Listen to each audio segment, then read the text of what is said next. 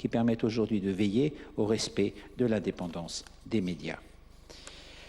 Je précise aussi que la loi de 1986 interdit à une personne ou un groupement de personnes de procéder à des opérations qui lui donneraient la propriété, le contrôle direct ou indirect, ou l'édition en location-gérance de quotidiens imprimés d'informations politiques et générales dont la diffusion totale excéderait 30% de la diffusion en France de toutes les publications de cette nature. Cette disposition repose sur 3 principes.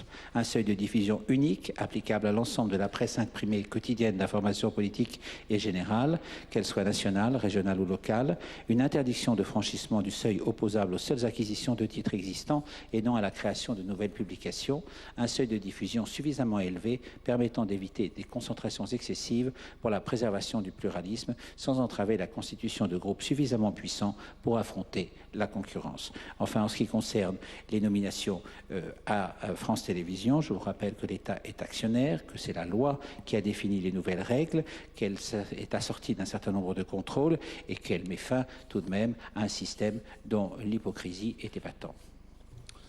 Bien, pour répondre au ministre, en 1 minute maximum, la parole est à monsieur Yvan Renard. Je suis à mon poste derrière ma mitraillette, Monsieur le Président. Monsieur le ministre, je ne peux pas dire que votre réponse m'ait donné totalement satisfaction.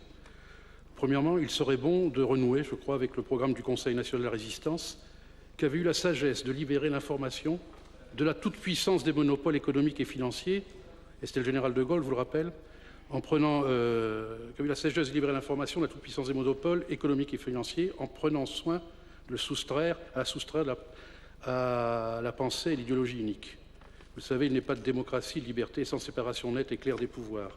Deuxièmement, la vigilance démocratique impose la mise en place de verrous, de véritables verrous anti-concentration, plus efficaces, afin que le formatage des idées ne s'impose aux nécessaires débats contradictoires et afin que les intérêts privés ne l'emportent sur l'intérêt général. Et enfin, je crois qu'il est déterminant de former des citoyens éclairés. L'éducation à l'image et l'appréhension critique de l'information doivent devenir une priorité de l'éducation nationale. Ce serait bien que vous puissiez en parler, Monsieur Châtel, Monsieur le ministre. Merci, mon cher collègue.